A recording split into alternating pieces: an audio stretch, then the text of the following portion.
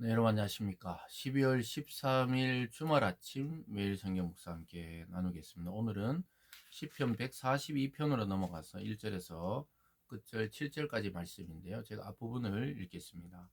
내가 소리내어 여호와께 부르짖으며 소리내어 여호와께 간구하는도다. 내가 내 원통함을 그의 앞에 토로하여 내 우환을 그의 앞에 진술하는도다. 내 영이 내 속에 상할 때에도 주께서 내 길을 아셨나이다. 내가 가는 길에 그들이 나를 잡으려고 올무를 숨겼나이다. 아멘. 마지막 절을 한번 읽겠습니다. 7절입니다. 내 영혼을 옥에서 이끌어내사 주의 이름을 감사하게 하소서. 주께서 나에게 갚아주시리니 의인들이 나를 두루리로다. 아멘. 오늘 본문의 내용을 중심으로 주는 나의 피난처시요 주는 나의 피난처시요 라는 제목으로 말씀을 증거하겠습니다. 우리가 살아가면서 인생의 즐거움과 기쁨, 때로는 고통과 환난을 당할 때가 있습니다. 제일 중요한 것은 우리가 고난 중에 피할 곳이 있다는 사실입니다. 전쟁 중에도 살아남을 수 있는 곳이 있듯이 방공호라든가 또는 지하 땅굴이라든가 무너지지만 않으면 그곳이 안전한 피난처가 됩니다. 오늘 이 다윗의 시는 다윗이 그 굴에 있을 때 지은 시라고 되어 있습니다. 다윗은 많이 도망 다녔습니다. 여러 번 죽을 고비를 넘겼습니다. 그때마다 굴에 피하고 들에 피하고 또 다른 나라에 넘어가서 미친 척 하면서 살아남기도 하고 여러 가지 상황이 있었는데요. 그때마다 자기의 고백은 자기 영혼의 또 자기 인생의 피난처는 주님이시라고 오늘 고백하고 있는 것입니다. 사랑하는 여러분, 인생을 우리가 조금 살아보신 분들은 아실 거예요. 내 힘과 내 능력과 내 계획과 내 감정대로 인생이 흘러가는 것이 아니라는 사실을 잘 알게 됩니다. 우리가 앞에서도 살펴봤듯이 내가 어머니 뱃속에서 어떻게 지어졌으며 어떤 형질과 형체로 이루어지며 또 내 눈과 코와 귀와 내 모든 사지와 또 내 내장까지 어떻게 안전하게 이루어졌는지 우리는 알 수가 없다 그랬어요.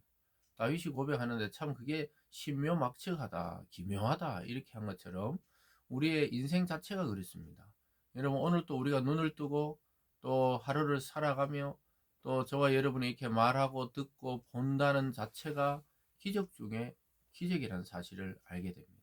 그것은 바로 우리의 피난처 되신 주님께서 우리 곁에 계셔서 우리를 보호하셨기 때문입니다. 다윗은 어떤 연유에 오늘 이 굴 속에 피해 있었는지 모르지만 그가 도망 다니고 피해 다닐 때도 유배자 신세가 되었을 때도 여러 번 동굴 속에 피해 있던 적도 있었습니다. 그것을 통해서 그는 그 동굴이 아니라 주님이 나의 피난처다. 이것을 발견했던 것입니다.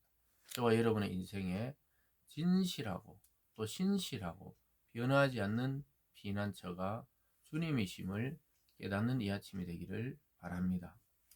그래서 5절에서 이렇게 고백하죠. 여호와여 내가 주께 부르짖어 말하기를 주는 나의 피난처시요 살아있는 사람들의 땅에서 나의 분깃이라 하였나이다. 자기는 고백하고 있는 거죠. 하나님께 부르짖어 주는 나의 피난처십니다. 정말 하나님만이 나를 아시고 내 마음을 아시고 내 억울함을 아시고 내 생명을 보존하시는 분이십니다. 이렇게 외치는 것이죠. 그리고 살아있는 사람 땅에 나의 분깃이 있다. 하나님이 주신 이 땅에 몫이 있음을 그는 알아차렸습니다. 나중에 결국은 하나님이 기름 부음을 받은 그 예정대로 왕이 되었습니다. 저와 여러분들에게도 세상이 알지 못하는 하나님이 주시는 분깃이 이 세상 속에 숨겨져 있다는 거예요. 그것이 경제일 수도 있고 명예일 수도 있고 이 세상의 권력과 권위일 수도 있고 또 이 세상의 학문적 성과나 아니면은 세상 사람들이 전혀 모르지만 영적인 업적을 이루며 살아갈 수도 있는 것이죠. 그래서 하나님이 우리에게 태어났다면 이미 태어난 것 자체 또 우리를 구원하셨다면 그 구원하신 그 자체 속에 들어있는 복이 분깃입니다. 이스라엘 민족은 12지파가 땅을 나누어서 그것을 분깃으로 여기고 기업으로 여기고 대대로 이어갔듯이 우리에게 주신 분깃이 이 세상과 영원한 세계에 있다는 사실을 기억할 필요가 있습니다.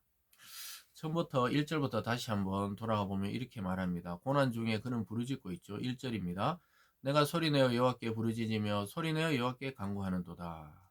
그러니까 우리가 그냥 평범할 때는 묵상기도, 조용히 기도, 홀로 기도 이렇게 할 수 있지만 정말 가슴이 답답하고 또 질병이 생기고 환란이 있고 재난이 있을 때 조용히가 아니고 터져 나옵니다. 그 울부짖음처럼 터져 나오는 기도 소리가 오늘 이 다윗의 기도입니다. 여호와께 부르짖으며 소리내어 간구하고 있습니다. 얼마나 고통스러우면 자연스럽게 튀어나와요. 이 고통 중에는 또 절체절명의 위기 속에서는 비명소리처럼 하나님께 튀어나옵니다. 아마 말씀을 듣고 있는 여러분 중에도 뭐 가족이나 자기 자신이나 여러 어려움 중에서 눈물로 기도했던 기억이 있을 거예요. 또 우리가 공동체 기도 중에 함께 소리 내어 기도할 때 있잖아요. 그때 막 울부짖으면서 기도하는 것이죠. 그럼 미리 기도해 놓는 게 좋습니다. 마치 아무 일도 일어나지 않았지만 내가 마치 하나님 앞에 고난 받으며 또 그런 일이 없도록 간구하는 것, 피해갈 수 있도록 기도하는 것도 지혜입니다. 2절에 보면 내가 내 원통함을 그의 앞에 토로하며 내 우한을 그의 앞에 진술하도다. 자기가 얼마나 원통하면 하나님께 막 진술한다는 거예요. 토로하고 또 자기 겪고 있는 이 어려움, 우한을 그의 앞에 막 진술하듯이 기도하는 것입니다. 그래서 여러분, 기도는 뭐 멋지게 또는 뭐 형식에 이것도 중요하지만 더 중요한 것은 멋지게 하는 것이 아니라 진실되고 솔직한 감정을 하나님께 다 토해내 버려야 돼요. 특히 어려움에 있을 때, 고난에 있을 때, 질병이 있을 때, 환란이 있을 때, 결정하지 못하고 우왕좌왕할 때 그냥 토해내 버려요. 내 상태가 이렇다. 내 심정은 이렇고 내 감정은 이렇고 또 이 일에 대한 내 목적은 이렇다. 정확하게 토하는 기도가 필요하죠. 그랬을 때도 계속해서 자기는 숨을 곳이 없는 그 외로움과 절망에 대해서 계속 노래합니다. 3절에 보면 내 영이 내 속에서 상할 때에도 주께서 내 길을 아셨나이다. 내가 가는 길에 그들이 나를 잡으려고 올무를 숨겼나이다. 오른쪽을 살펴보소서. 나를 아는 이도 없고 나의 피난처도 없고 내 영혼을 돌보는 이도 없나이다. 내 영혼을 돌보는 이가 이 세상에 아무도 없다는 거예요. 오직 적들이 자기를 잡으려고 올무를 숨겨놓고 함정을 파놓고 왼쪽을 봐도 오른쪽을 봐도 아는 이도 없고 피할 사람 피난처도 없다고 고백하고 있는 것입니다. 그래서 내 영이 내 속에 상한다는 게 이게 정말 이 너무나 오래된 이 도망자 생활에서 오는 떨림, 영혼의 무너짐 이런 것을 경험한 거예요. 육체만이 아니라 내 마음이 피폐해지고 영혼이 피폐해지는 그 외로움과 절망적인 상황을 오늘 다윗은 하나님께 터뜨리고 있습니다.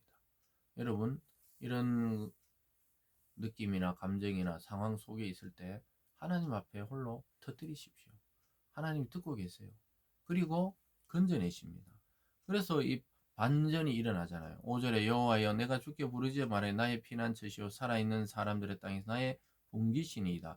나의 부르짖음을 들으소서. 나는 심히 비천하나이다. 나를 핍박하는 자들에게서 나를 건지소서. 그들은 나보다 강하나이다. 피난처가 아무리 돌아봐도 피난처가 없는데 하늘을 쳐다보고 하나님을 불렀더니 주님이 나의 피난처라는 사실을 고백하면서 나보다 강한 적들에게서 나를 구원해 달라고 말씀하고 있습니다. 사랑하는 여러분, 이것이 믿음의 사람들의 강점입니다. 세상이 다 무너져도 하나님을 향한 그 시선은 남아있고 연결되어 있습니다. 그래서 여러분 절망 중에 있는 분이나 혹시나 외로움과 고독 중에 있는 분들은 꼭 하나님을 찾고 기도해 보십시오. 그때부터 새로운 일들이 시작되고 영혼의 체험을 받게 되는 것이죠.